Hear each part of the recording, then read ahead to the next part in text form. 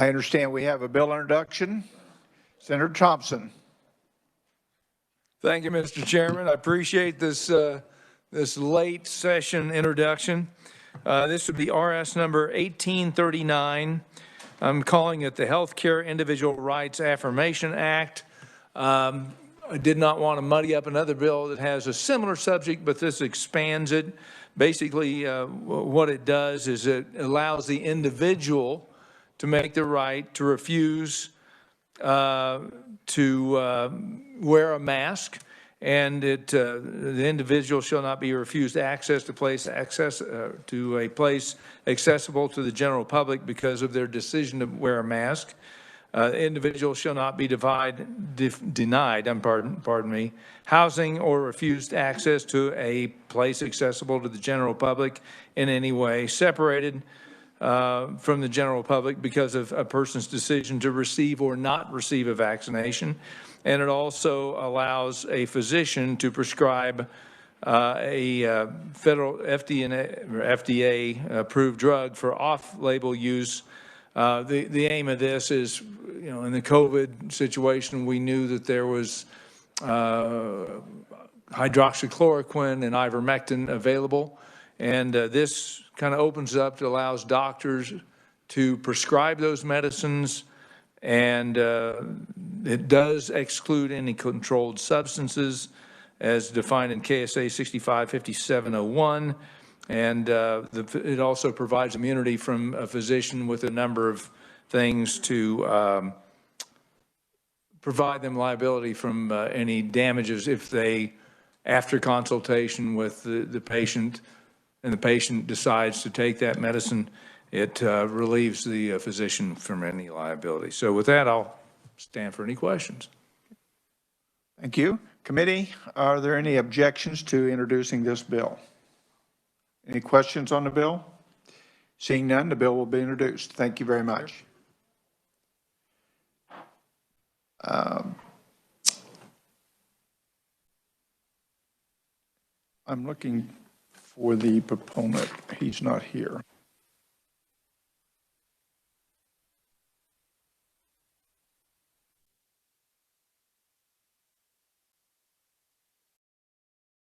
We're going to change the order here. We're waiting for a proponent. We're going to go to House Bill 2339. And Jason, could you give us a briefing on House Bill 2339, please? Yes, Mr. Chairman, members of the committee, House Bill 2339 amends one statute in the election laws 25-2423. This statute provides the crime of election tampering. The statute currently makes it a crime to make or change any record while having no election duties. The bill would change that to provide that it would be making or changing any election record unless the person is lawfully carrying out an election duty. And they would also add the following elements to the crime: changing, attempting to change, altering, destroying, or concealing any vote that is cast by a ballot, voting machine, or computer. Also changing or attempting to change any vote by manipulation of a voting machine, computer hardware, software, wireless or cellular transmission, or vote tabulation method. And also intentionally producing false voting records, vote totals, would be considered the crime of election tampering. The penalty remains the same under House Bill 2339. It would be a severity level 7 non-person felony. The bill would go into effect on July 1st if enacted, and I'd be happy to take any questions. Are there any questions to the revisor? Seeing none, thank you very much. Our first proponent is Representative Toppiger. Welcome to the committee again. Thank you, Mr. Chairman and committee. Revisor Long explained it. It's a short bill. It's probably 20 lines long. And if you have it in front of you, it's pretty easy to see the whole bill on just one page. But you can see what we did. We worked it in committee. I'm on the House Elections Committee, and we went through it quite a bit, and we added in that we added in the word destroy, like change, alter, destroy. So destroying a ballot would be specifically, that word would be in the bill, and we added in election machine too, so that we thought we had everything covered in here. We also added in wireless or cellular transmission because in doing research across the country, we found out that that there are manufacturers of the election machines that do specifically provide that they can connect to the internet, and also those can be sent wirelessly. Results can be sent wirelessly to secretaries of state in the different states. Not all of them do it, but they can do it. And so I also brought with me an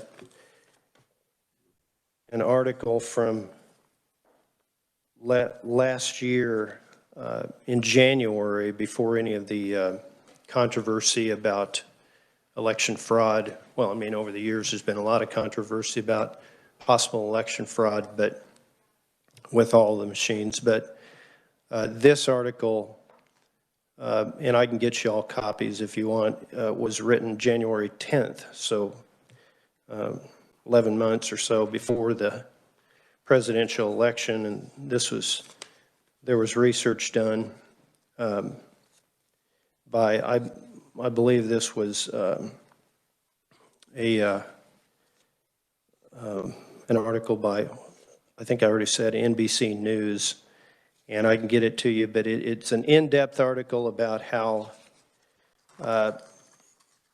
election machine manufacturers have said that, yes, they do make the machines so that they will connect to the internet, and that AT&T and Verizon try to protect the transmissions as best as they can, but there can still be security holes and allow hackers to get into the phone network. So those are quotes by the by AT&T and Verizon, and I can get you all this, but We have the copy here, and we'll get that to them.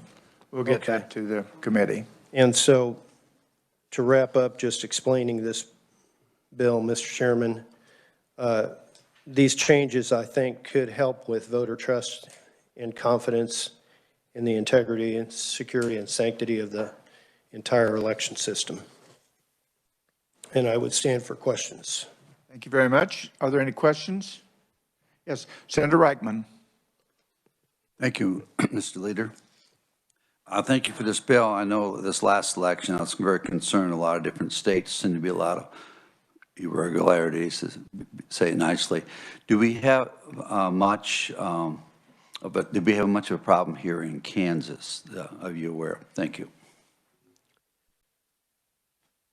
I think that Secretary of State Schwab mentioned early on after the November election that he didn't see any major problems with our election in Kansas. So, but you know, when it comes to crime, you always want to get ahead of that, get ahead of anything that might happen, and put the deterrence in law.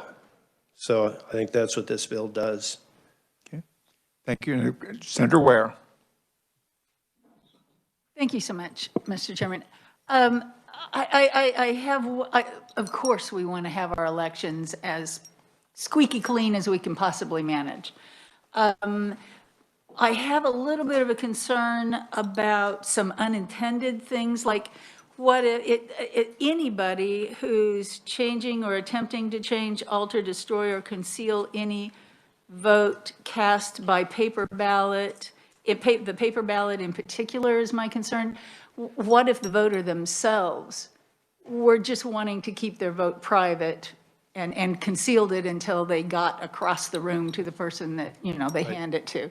That sort of thing. Yes. I mean, I realize that probably nobody would threaten Yes, to arrest someone, but Yeah, that question did come up in the House committee, and the answer to it is that this deals with crime.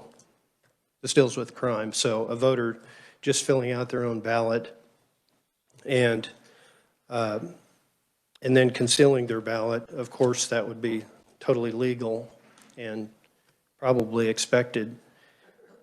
And so there would be no criminal intention in anything like that. So that really wouldn't apply to what this bill intends to do, because this just expands the definition of what election tampering is. So right, I understand that that's not the intention, but the words leave that as a possibility, I'm afraid. that would be awfully hard, I would think, to prove in court that someone filled out their own ballot and then concealed it until they delivered it. I don't know why anybody would go after someone for concealing their own ballot, but Exactly, it would be an odd, random little incident, but but those words do leave it open for that. Any other questions? Seeing none, thank you very much. thanks. We have a neutral from Mr. David Hamlet of Loud Light Civic Action. And Davis, are you on the line? Yes, I am. Can you hear me? We can hear you. All right. Thank you, Chairman Ali and members of the committee.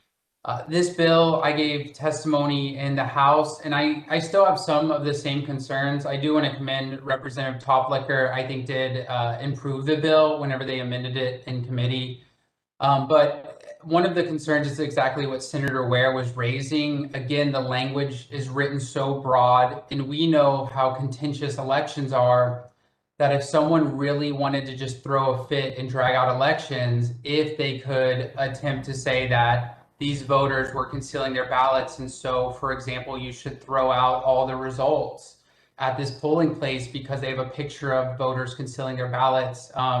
It's just important to be really careful with what is possible in the law, because we know, especially from this last election, that lots of litigation can go on in high stakes races. The other thing that I have a concern about and continue to have a concern about is what is election duty, and does it apply to the voter as they're casting their ballot? This was discussed in the House, and I don't really feel like there was a conclusion.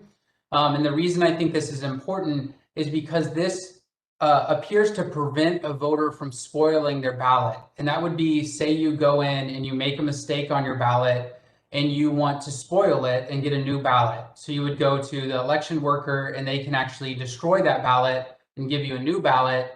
But this seems to leave open that that might be considered election tampering. And then another thing would be they actually on the House floor removed in section 1(4), it used to say intentionally producing false results, and now it says just producing false vote totals. And my concern here is that in 2018, there was a circumstance where the Secretary of State accidentally double certified a county's election results. And then my question would be, would that person at the Secretary of State's office who essentially just clicked a button twice, would they be criminally liable for producing false vote totals? So again, I don't really have a problem with this bill. It doesn't seem to actually, I can't find anything that it would newly make illegal. A lot of the statutes appear to fall under other statutes, but there's just some concerns about unintended consequences that I would hope this committee would vet and be able to address, ideally with the advice of the revisers and Secretary of State. But thank you so much for listening to my testimony. I'm happy to stand for questions when appropriate. Thank you very much. Are there any questions? Senator Faust-Cadell. Thank you, Mr. Chairman, and apologize for my tardiness testifying in another hearing. Mr. Chairman, I received a lot of emails and phone calls from individuals from my district concerned about any voting provision that's going to make it harder for them to vote. And maybe this bill isn't one of them, but my constituency 2.5 hours away, they just, when they hear these type of pieces, they reach out to me. Mr. Chairman, for the record, I just got to say this, that, you know, I'm in this room every day, and I'm the only African-American person in this room every day, and so my mother, who marched with Dr. Martin Luther King and fought for voting rights, we should be making voting easier, not harder and not confusing. So my question for David Hammond would be, so as I'm looking at just this little piece here, so explain in layman terms, so those who are listening in, so the bill would prohibit the governor from altering election law or procedures through an executive order. Ma'am, I'm sorry, Mr. Senator, we're on the second bill, House Bill 2339. So We already bypassed that bill because the proponent was not here yet. Okay, very good. Then I don't have to say it again. So, well, thank you for the record. Thank you. Which, Mr. Chairman, I'm sorry. Then tell me the bill number. On your House Bill 2339. Okay, that's probably a nicer bill. Thank you. Was there anything else, Senator? Okay, thank you. Are there any other questions? Seeing none, we'll close the hearing on House Bill 2339, and I'm going to move to Senate Bill 187 next, and that will be prohibiting internet social media terms of service that prohibit censorship of speech. And could we have a staff briefing, Jason? Yes, Mr. Chairman, members of the committee, Senate Bill 187 would add a new section of law to the Kansas Consumer Protection Act. The new statute would prohibit terms of service agreements that are entered into between an interactive computer service and a user that restrict, censor, or suppress information published on a social media website that is not obscene, lewd, lascivious, filthy, excessively violent, harassing, or otherwise objectionable. And so the content would have to be permitted on the social media website unless it fell into one of those categories. The bill does define an interactive computer service as any information service system or software that provides access to the internet via a computer server. And terms of service agreements are those general standard agreements that a user clicks agree to in order to access the internet through the interactive computer service. And that includes accessing social media websites and publishing and posting content on a social media website. If the terms of service agreement does violate the law by censoring information that doesn't fall into one of those specified categories, then the user has the option to report that violation to the Attorney General. The Attorney General is then required to investigate and may bring an action against the interactive computer service to either enjoin the censorship or impose a civil penalty of up to $10,000 for each violation.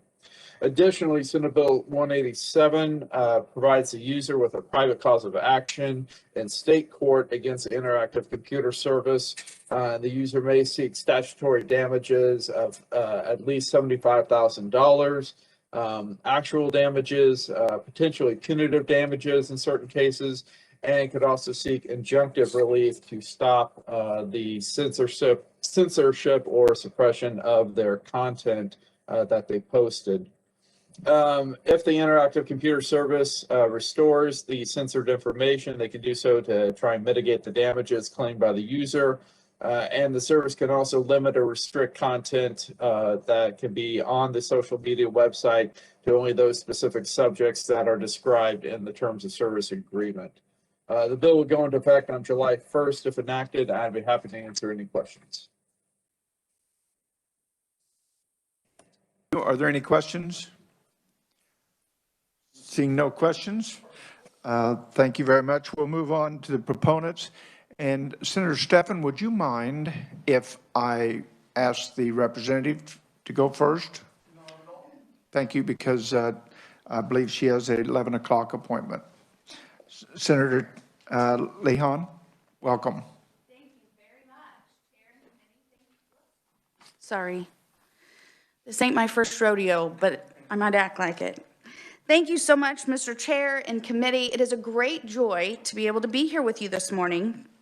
I'm speaking to you today, rather, in support of SB 187. When I'm not moonlighting as a state representative, I work as the National Development Director for RCAF USA. RCAF is the largest producer-only membership organization that exclusively represents U.S. producers, independent grassroots producers. At the federal level, we're lobbyists. As the development director for RCAF, one of my chief responsibilities is that I manage all of our social media platforms. We're on Facebook, Twitter, Instagram, YouTube, LinkedIn, Parler, and there's many others popping up every day. I will tell you, our liberty is under attack, especially in animal agriculture, from all areas, whether it's Bill Gates or whether it's Facebook. Animal agriculture is under attack.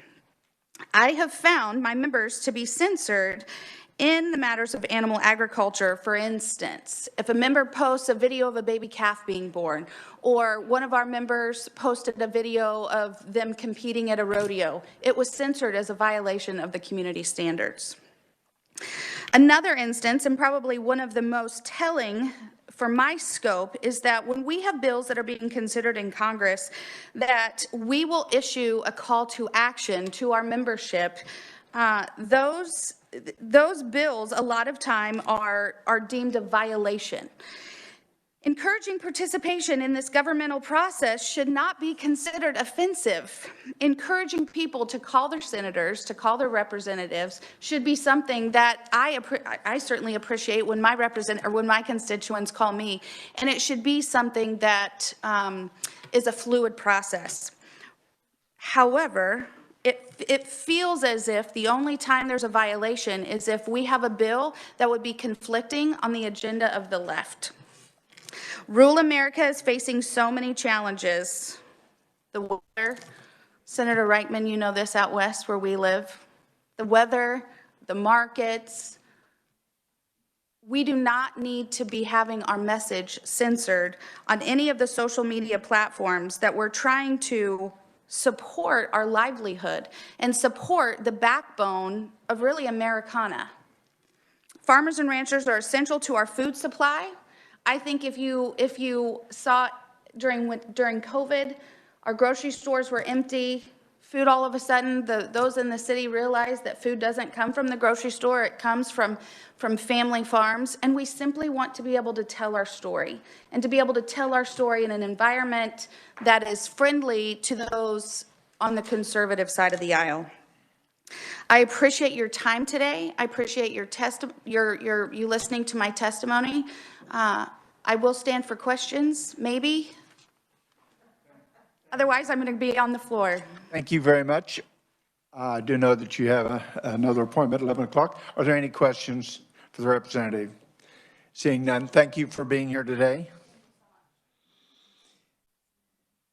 And on remote, we have Laura Tarwater from the Kansas Republican Party, 1st Congressional District. Laura, are you on? Yes, I'm here. Can you hear me okay? Yes, we can. Good, great. Mr. Chairman, members of the committee, thank you so much for allowing me to testify this morning in support of Senate Bill 187. I did submit written testimony yesterday, but as Senator Alley said, I am the Kansas Republican Party's 1st Congressional District Chairwoman, and that encompasses 63 counties in western and northern Kansas. Huge district. We call it the Big First. Because there's so much geography there.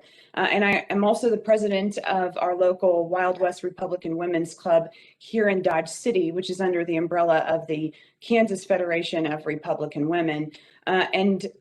Just a couple of examples that I wanted to make here regarding this bill.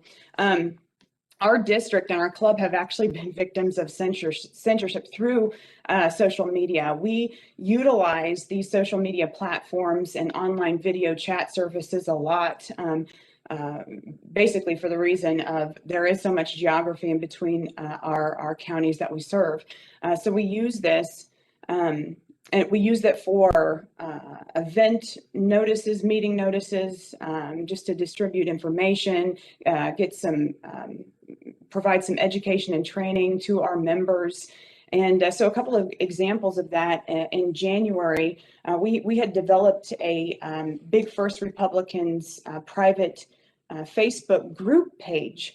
And Facebook actually went in and censored us in that they removed the ability for us to be able to comment on posts. So we could not interact with each other for about 30 days. For some reason or another, we violated community standards according to Facebook when we just were simply posting political, conservative political posts, videos, things like that. Then our Republican Women's Club, we do have a Twitter page, and half of our followers were removed from Twitter. And then myself, personally, I've been censored. I've had videos and posts removed from President Trump, in support of President Trump. So when we're censored on these platforms, it just restricts the ability for us to be able to engage and interact with one another. And then that's why I am a proponent for SB 187. And so with that, I'll end, and I'll be available for any questions when appropriate. Very much, Laura. Are there any questions? Seeing none, thank you very much. And there is an old saying that we save the best for last, but proponent, Senator Mark Steffen. Mark, let me.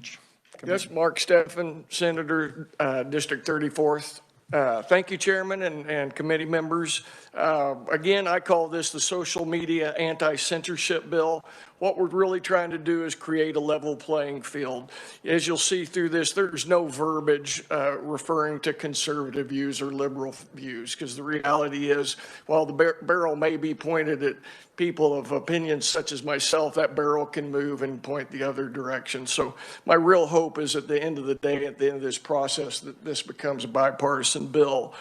To understand the whole situation, we need a teeny bit of history of how we got here. Back in 1996, federal government passed U.S. Code 230, which is titled Protection for Private Blocking and Screening of Offensive Material. The whole goal back then was to protect these fledgling companies like Facebook and YouTube, and make sure that when somebody that they had no control over posted something horrific, that these young companies wouldn't get sued. You know, in kind of setting up this Section 230, the government says the internet and other interactive computer services offer a forum for a true diversity of political discourse. Another important part for this bill in particular, and for the nation at large, is Part C. It says protection for Good Samaritan blocking and screening of offensive material. And you know, these internet services are given the right to censor, and then it's defined, and that's the key part of this. It's defined as being obscene, lewd, lascivious, filthy, excessively violent, harassing, or otherwise objectionable. And that's the key, is through time, Facebook and those entities have learned to use the term harassing or otherwise objectionable as how they're able to do this censoring. So transition, and also real quick, in the bill, there is a state law section, excuse me, that says nothing in this section shall be construed to prevent any state from enforcing any state law that is consistent with this section, okay? So those are the two interesting parts. Segue to our bill. Our bill continues to give the internet providers, entities, the right to censor. But what we do, we take it a step further in regards to the harassing or otherwise objectionable matter. We define that as not including political expression or political information. That's the key. We do that within the user agreement, which kicks in our Consumer Protection Act, which falls in that state section of Section 230. It provides remedies through the Attorney General. It provides remedy for the individual through statutory damages, and it really does ultimately level the playing field and appears to do so under intense scrutiny, circumventing any violation of Federal Code 230. Thank you. I'm available for questions. Committee, are there any questions? Senator Reichman. Thank you, Mr. Leader, and I'm not really quite sure how to word this, but if, let's say that Facebook said you violated whatever the reason they give, and what recourse exactly in this bill, what you could do if you feel that your rights were violated. I wish you kind of explain that to me. Absolutely. Thank you, sir. Thank you. We have two remedies for a violation. The first thing they can do is go to the Attorney General, who then opens an investigation and can pursue that through the court system, even impose, to gain an injunction against the behavior of Facebook, let's say, and then can also impose civil penalties. Also, the individual can go after them as well through statutory damages, punitive damages, and injunctive relief as well. So both we can go at them through the Attorney General and also individually. Are there any other questions? Senator Stephan, would this bill deal with censorship by, say, school districts? Could you give me an example? A personal example, I didn't, but we invited a teacher. She had given us her school email. We invited her to a picnic. And the school bounced the email back saying that it was not proper to be sent to the school. So that is a censorship, and that has been taken care of, by the way, with the superintendent. But is that something that would be covered under this bill? I'm not 100% sure, but I kind of doubt it. It doesn't sound like that's being transmitted via Facebook or YouTube or any of those entities, which this more specific. Electronic media was what there is, so thank you. Are there any other questions? Yes, Senator Faust-Cadeau. Thank you, Mr. Chairman, and I'm glad I'm on the right bill right now. Senator, so how, so the way that Facebook is, and they're allowed to take things down or so forth, how would that work in Kansas? I mean, are we addressing just social media here within Kansas, or, explain how this works with the big picture of Facebook or other social media? And that's a great question. It really is. And that's been part of our strategy with this. And also as an interesting side note, which I can spare you or tell you. But yeah, when we wrote this bill, we sent it out across the nation because we knew that in theoretically, Kansas isn't hardly even a grain of sand to these big platforms. And so we've tried to develop this across the country, and we're having a lot of success. This is moving through lots of legislatures in different states, because we need numbers. We need media coverage of this to disseminate the information, to bear pressure on those entities to behave better. Yeah. Is there any other questions? Yes, Senator Ware. Thank you so much, Mr. Chairman. So what about if it's a politically oriented post on Facebook, say, but it also does include threats of bodily harm, or implied, or suggested, or hey, go do this, or, you know, something like that, so that it kind of includes, it's not a clear cut. How does that work? Right. Now, I think our definition covers that very well. It continues to leave in the obscene, lewd, lascivious, filthy, excessively violent. I think it leaves those in. It leaves in harassing and objectionable as well. It just defines that it does not include political expression or information.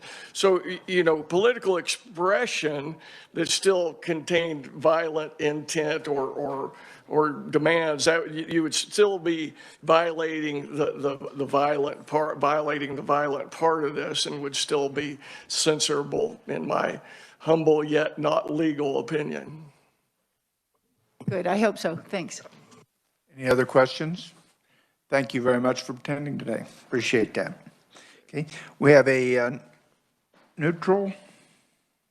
Oops, let me see. Maybe I don't. We have opponents. There we are. No neutrals. Tyler Dyers with the director of Midwest Tech, and should be on remote. Tyler, are you on remote? Yes, Mr. Chairman. Can you hear me? Yes, we can. Right, Proceed. Thank you for allowing me to testify remotely. My name is Tyler Dyers. I'm the executive director for the Midwest for TechNet, and I'm here today on behalf of our organization to respectfully provide this testimony in opposition to Senate Bill 187. TechNet is the national bipartisan network of technology CEOs and senior executives promoting the growth of the innovation economy by advocating for a targeted policy agenda at the federal and 50-state level. Our membership includes dynamic American businesses ranging from startups to some of the most iconic companies on the planet, and represents about 3.5 million employees and countless customers in the fields of IT, e-commerce, the sharing gig economies, advanced energy, cybersecurity, venture capital, and finance.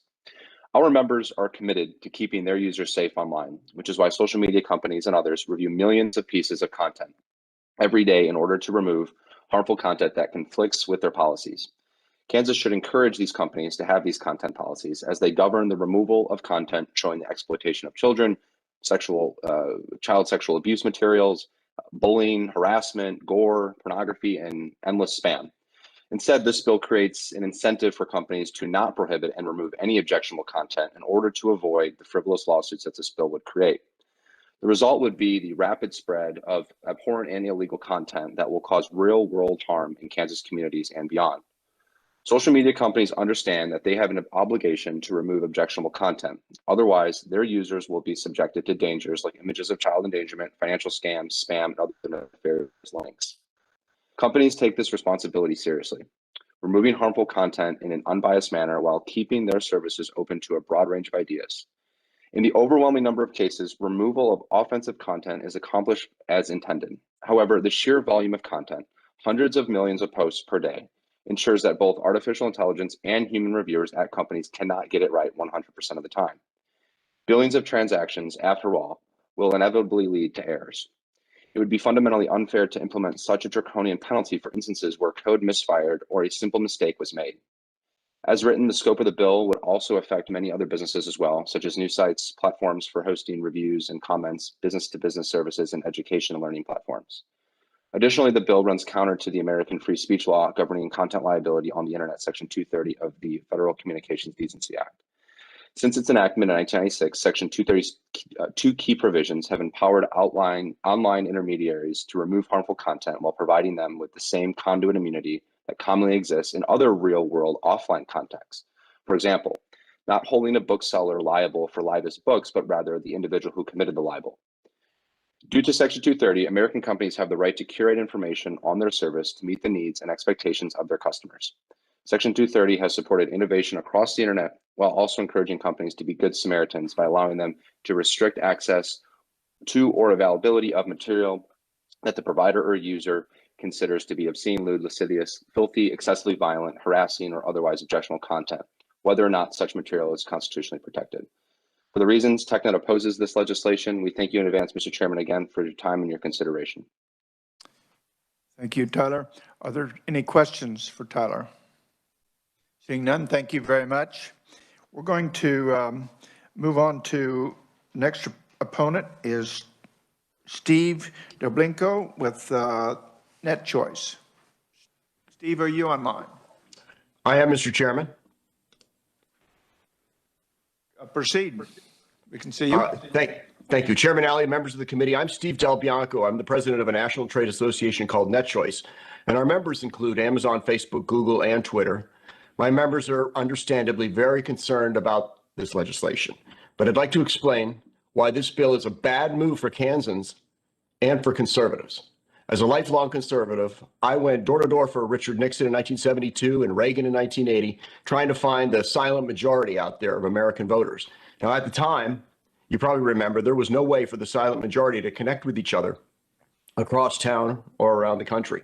But today, when I share my conservative views on social media, I tailor the message so that it appeals to my politically moderate and independent voting friends. And that kind of reach was impossible in the era before Facebook, Google, and Twitter. So I'm alarmed that conservatives want government to regulate social media in ways that would alienate moderates and independents. And those are the voters who determine elections in most states and nationally. Mr. Chairman, I think the sponsor and you and everyone here realizes that the government cannot force a newspaper like the Wichita Eagle to carry your op-ed, which might favor the end of COVID restrictions or mask mandates. Why?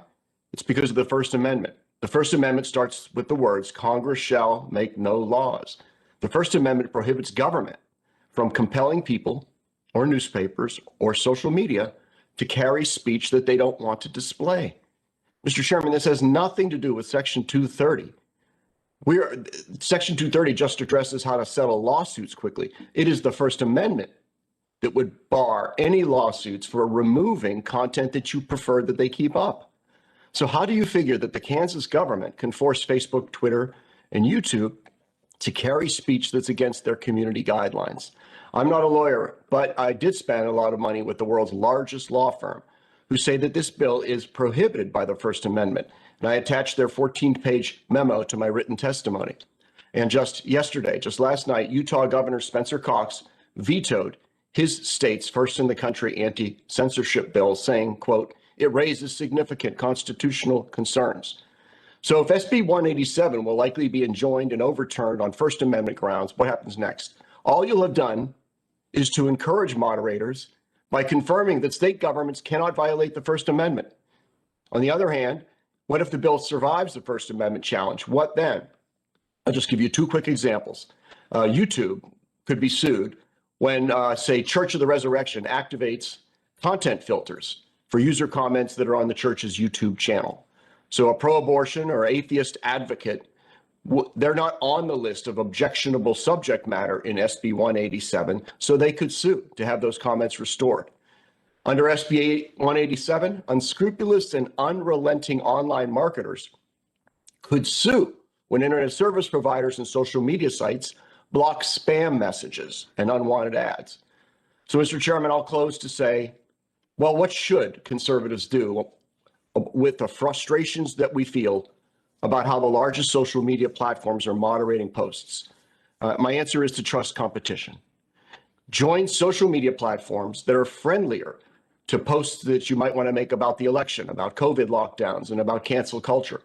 I'm talking about social media sites like Parler, MeWe, Gab, and Rumble. They have tens of millions of followers, and they're growing fast. Those alternative platforms are a great place to stir up your base, and you would use your campaign rally rhetoric in those places. But those social media sites, those right-of-center sites, will never reach the broad base of moderate and independent voters suburban moms that are needed to win elections nationally and in swing districts. So please retain your Facebook, Twitter, and YouTube accounts, and then use your town hall tone of voice when you share content on those platforms. Mr. Chairman, if you're more interested in winning elections than fighting the culture wars, I think you should be a no on SB 187. I look forward to your questions. Thank you very much, Steve. Questions? Senator Hildebrand. Thank you, Mr. Chairman. Steve, thank you for your testimony. You mentioned Parler in there. I thought that was kind of odd since Amazon cut them off of their web service and you couldn't even use it anymore. That is the precise reason why this bill is needed in the state of Kansas, because there is nothing in this bill that says you cannot kick somebody off for objectionable material or anything like that. But when I, as an individual, can look on Facebook or Twitter and see images, graphic images of our president at the current time beheaded with a knife in their person's hand and blood all over the screen, and that individual is not censored, but then our president, who tweets something out because people think it's a mean tweet, gets kicked off a platform. That is a problem, and that is an issue. So that's just my 2 cents. Thank you. Mr. Chairman, may I answer? Yes, you may. Yeah, thank you. Thank you, Senator Hildebrand. Parler, and I'm a user on Parler myself, was taken off of Amazon Web Services as a contract dispute between them and Amazon. Parler, though, Senator, is back up, alive and well. They found another company other than Amazon to host Parler's content. And Parler does moderate content because they have to try to keep their users happy. So they moderate content that goes beyond the list that's in 187. But Senator Hildebrand, I don't mean to disagree. I share your frustration that the social media platforms don't seem to be even-handed at moderating the content that they have. And my answer to that still remains. If you want to see less moderation of that kind of content, then turn to alternative social media, turn to competing platforms. And Parler is alive and well, sir. You can go there and see the content you're more comfortable with, but you better retain access to broad social media platforms that really reach the voters across the political spectrum. Thank you. Any other questions? Seeing none, thank you very much. Appreciate that, Steve. Last opponent is Robert Callahan, Vice President of State Government Affairs, Internet Association. Robert, are you on? Yes, Mr. Chairman, can you hear me? Yes, we can. Proceed. Great. Thank you for the opportunity to testify remotely today. Thank you, committee members as well. My name is Robert Callahan. I'm with the Internet Association. Our mission is to foster innovation, promote economic growth, and empower people through the free and open internet. I would echo many of the comments already made by my colleagues from who've already spoken in opposition. We do oppose Senate Bill 187 because it would impede internet companies' ability to moderate harmful content online and expose these companies to immense liability if they continue doing so. We share the author's interest in promoting diverse online discourse. Unfortunately, Senate Bill 187 would exacerbate existing problems related to content moderation. I wanted to mention a few statistics, internet-related statistics that might be helpful for the committee to consider here. There are over 3.5 billion social media users globally. WordPress, which is an online blogging website, has over 74 million blog posts published every month. There are over 500 million tweets every single day, which is 6,000 tweets per second on average, which is almost 500,000 since I've began talking here. 300 hours of video is uploaded to YouTube every minute. 95 million photos uploaded to Instagram every day. The sheer volume of content internet platforms enabled to be shared by individuals is truly amazing. It has without question empowered more voices to be heard, more diversity of opinions, and made more info available at our fingertips than ever in human history. So, to realize the full benefit of these online services, it's critical for providers to be able to set and enforce robust rules designed to protect the quality of these services and their integrity. Consumers expect platforms to enforce these standards so they can feel safe and secure both online and off. The provisions of this bill would undermine the ability of platforms to meet these expectations. The use of current rules, community standards, guidelines, content policy, et cetera, that all of the major social media platforms employ would be an unconscionable act and practice under the Kansas Consumer Protection Act. These rules allow the providers to regularly take action against spam, malware, and viruses, scams, threats and harassment, impersonation, non-consensual intimate images, and other content, regardless of illegal or legal, is harmful to the users and the services at large. So, and I think the discussion about some of the loopholes in this bill that creates with by talking about political speech and putting limitations on that, I think is an enormous loophole that does not necessarily at all mean the companies can continue to remove problematic content. You could think of a whole host of problematic content that really no one in this room would disagree with that could be under the guise of political speech, that then the companies would be required to make that calculation of whether or not we remove this speech, we're subjecting ourselves to private rights of action through litigation and civil liability through the Attorney General. Consumers will not benefit from a dynamic like this. This heavy-handed approach in this bill and the associated costs will fall most heavily on small businesses, nonprofits, libraries, schools, churches, sports leagues, and other hobbyists whose interactive forums online are included in this bill. The definition is very broad. It is not just the big platforms that I think most have been thinking about and spoken about today. So this has a very wide-ranging impact. I would also echo the clear constitutional concerns with the bill as well. But with that, respectfully, we oppose the bill. Thank you for the time and the opportunity to testify. Very much. Are there any questions? Seeing none, thank you very much for being here, Robert. And with that, we will close the hearing on Senate Bill 187. We're going to reopen the bill. I closed it because we had a conflict, but House Bill 2183. And could we have a staff briefing on that, please? Yes, Mr. Chairman, members of the committee, House Bill 2183 would create a new statute as part of the election laws. The first part of this new statute would prohibit the governor from altering any election law procedures through the issuance of an executive order.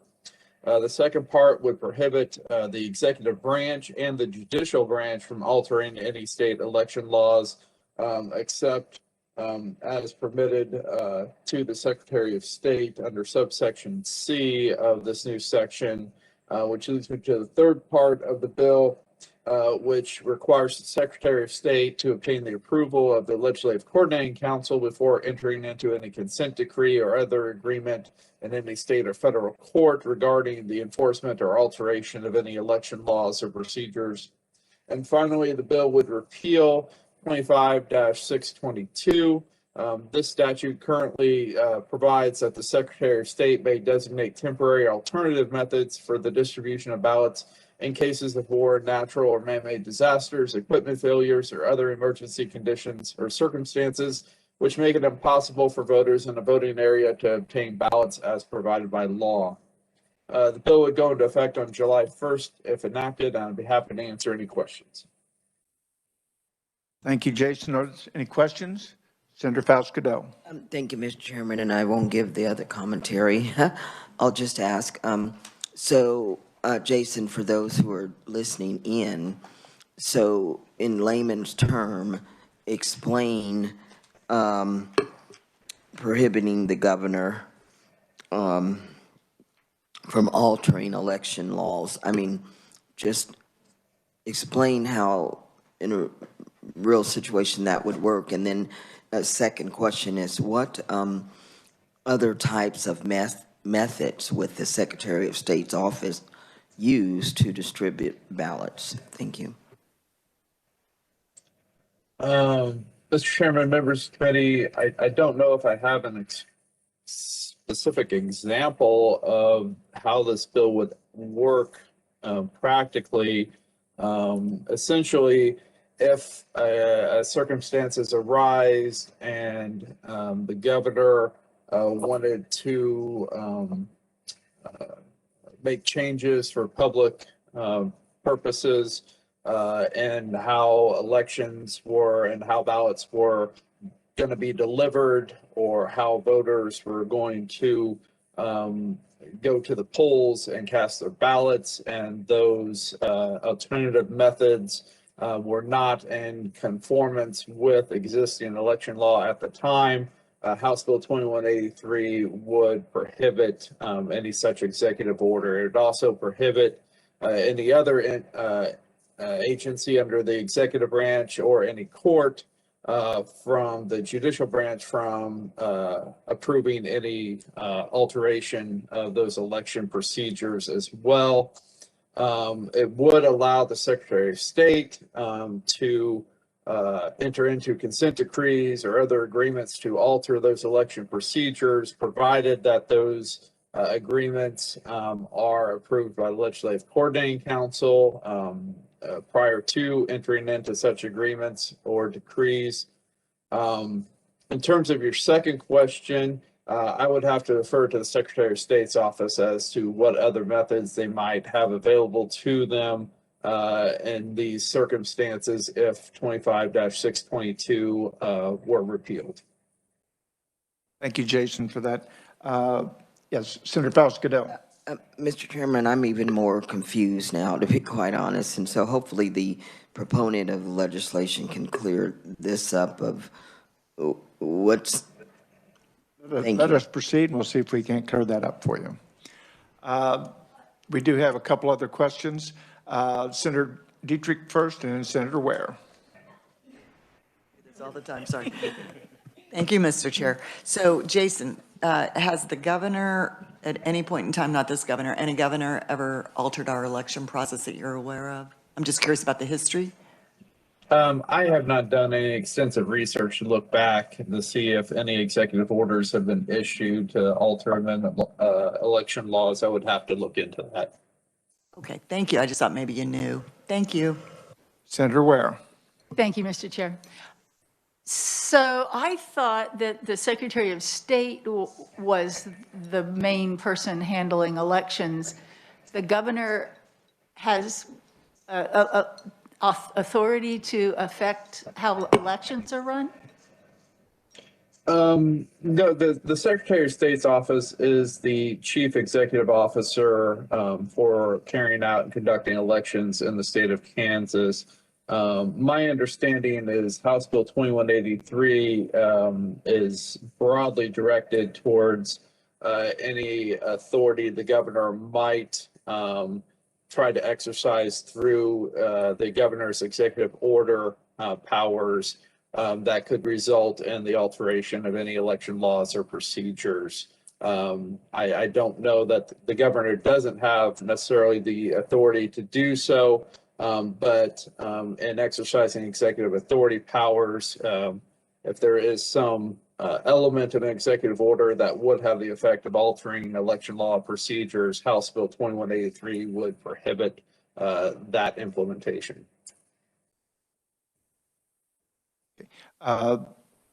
Committee, we had earlier had Representative Blake Carpenter here, who is the first proponent of this bill, but he had to go to the floor. His testimony is written, and it's in your packet. We do have representatives from the Secretary of State's office here, and I will offer the floor to either Clay or Katie at this time. And hopefully we can maybe clear up some of the questions. Good morning, Mr. Chairman. Katie Copal, Deputy Assistant Secretary of State for Communications and Policy. Our office has no position on this legislation. We're not for it. We're not against it. We're not neutral. It's just, we're just here to be available if you have any questions for us today. We'll find out if the committee has some questions. All Do right. we have questions? Are there any questions for, yes, Senator Ware? Thank you, Mr. Chair. Do you have any input on my last thought that that this really isn't something that the governor can do anyway? I don't believe I can comment on what the governor can and cannot do. I'm not an attorney. In terms of history for the Secretary of State, I can tell you that this, in our research, we have found that the Secretary of State has not utilized their emergency powers to change the way in which ballots can be detected. Our understanding is the intent of that statute, and Clay might throw something at me if I'm wrong, so if you see something, there was an instance several years ago in Wilson County where a precinct polling place was surrounded by floodwaters, which made it impossible to vote. They were able to be creative and figure it out, and that statute was passed after that situation occurred to account for situations in the future. Senator Reichman? Thank you, Mr. Leader. I'm just looking at Representative Blake Carpenter's, he says, the bill simply states the power to alter laws rests solely with the legislative branch. Was something done last year that was done to alter any laws that we had by the executive branch or any place else on there? Thank you. Katie, Clay is holding his hand up back there in the back. I'll answer that, and then I'll turn it over to him. Yes, How's that'd that? be fine. In Kansas, and we're only speaking for Kansas, we did not make any substantial changes to how the elections were conducted. Did we have to make slight adjustments to account for the pandemic? Yes, and that was mostly social distancing, PPE, those sorts of things. I'm going to turn it over to Clay. Thank you. Clay? Welcome. Mr. Chairman, members of the committee, I'm Clay Barker, the Deputy General Counsel for the Secretary of State. The reason we're neutral on this bill is because it doesn't affect anything in the Secretary of State's office directly. I believe the concern that this bill had was some things that happened in other states. To answer the question about the governor, under the Emergency Powers Act, the way it's, I believe, currently written, unless it's been modified, she had the ability to modify regulatory statutes, which is kind of a legal term. It doesn't mean all statutes, but some detailed ones. Whether that applied to elections or not, no one knows. It's never been done.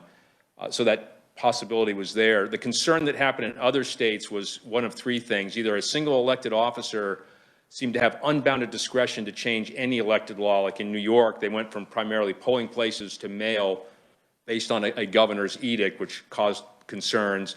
The second was unclear delegation of authority. In Wisconsin, for instance, the governor, the Secretary of State, state courts, and federal courts were all issuing guidance on elections, which caused confusion. And the third issue about altering laws, again, didn't happen in Kansas. We seem to have a pretty sound system. The Supreme Court actually changed the substance of some of the laws, the timing and contents of ballots. They based that on a provision in their own constitution. The federal courts tended not to get involved in states, or if they did, the appellate level shot them down. So I believe this bill is looking at problems that happened in other states. But again, as Ms. Kupala said, we don't have a position on this. It doesn't affect our office. And I don't believe any of these problems occurred in Kansas. Yes, Senator Dietrich. I hope I answered your question. May I ask you a question? So the language that says the Secretary of State has to obtain the approval of the LCC before, and this is the question I have for you. How would you define before making any changes in procedures, election procedures? Would that tie back to what Katie just said? Would that be the procedure, you know, changing the way you organize yourself to go to the polling place? Would that be an election procedure that we're talking about? What do you think? I believe the intent of that provision is to prevent the Secretary of State from, a consent decree is essentially a settlement where the court is a third party. The plaintiffs sue and the Secretary of State settles it and the court is a part of it and supervises it. That process has been allegedly abused in other states where perhaps the Secretary of State was under pressure and settled quickly to get on with the election, and the legislature was saying, wait, you can't do that, you're changing our laws. I believe procedure there indicated the actual conduct of the election itself. So if there was an agreement to change deadlines and the legislature said, we set these deadlines for a reason, you can't agree to change them. That's why it's a check and balance on power there, I believe is the intent. And again, we didn't write this, I'm just. So I know you're neutral, but do you find this to be problematic, thinking forward? Is there an instance where it might be problematic? I can't foretell what will happen. I'm an attorney, but you never know what's going to happen with courts and lawsuits. Thank you. Are there any other questions? Seeing none, Clay and Katie, thank you for being here today. Thank you very much. We do have an opponent, and that is Davis Hamlet. Davis, are you still online? Yes, Mr. Chairman, I am. Proceed. All right. Thank you, Chairman Alley, members of the committee. Again, hopefully this is the last time y'all will see me this year. So there's a couple concerns with this. I should point out that when I believe the revisor talked about the section repealing 25.622, which is the Secretary of State's powers to make adjustments, that was actually amended out in the House committee. And so that might have been the former explanation note, because the most current version of the bill, I believe, does not have that section to repeal anymore. So that concern was addressed in the House Elections Committee, and I'm grateful for that. The only concern that remains now is really a broad separation of powers constitutional concern. And this comes down to, what does alter mean? I hate to keep on hitting this nail, but the broadness of the language offers some concerns of how it could be applied. Because as reading this, it seems to imply that that the judicial branch does not have a right to review and interpret election laws in a way that might be construed as altering them, or even it would prevent the court from striking down an election law because that could be considered altering them. So there's just a concern that this is really unconstitutional encroachment on the separation of powers of the judicial branch. Again, there's so many consequences this could potentially apply to, and this wasn't properly vetted in the House. I don't think there wasn't a lot of discussion on how broadly alter could be implied. And the other separation of power concern is on executive enforcement. Again, I'm not exactly sure how that word alter would be implied, but the Kansas Constitution clearly states that the supreme executive power of the state shall be vested in the governor, who shall be responsible for the enforcement of laws of the state. One other thing to note is that the National Voter Registration Act, the federal law passed in 1993, designates the Secretary of State as the chief election officer. And this appears to insert the state legislature essentially between the Secretary of State and some of their ability to carry out federal law designated to them. And so there's just some concerns about essentially the legislature attempting to completely block out the executive branch, the judicial branch, and insert themselves into the Secretary of State's federally designated authorities. And so those are just some concerns I wanted to raise, and I would be happy to stand for questions when appropriate. Thank you. Davis, are there any questions? Seeing none, thank you very much for being here today. And with that, I believe that's all of our business for today, and this meeting is adjourned. Oh, wait a minute. Do we have one more? Excuse me, I have to follow instructions. Tomorrow, we will have discussion and possible final action on the following bills: Senate Bill 11, Senate Bill 35, and Senate Bill 94, and then there are a host of other ones. So we will do that tomorrow. So with that, meeting is adjourned. Thank you.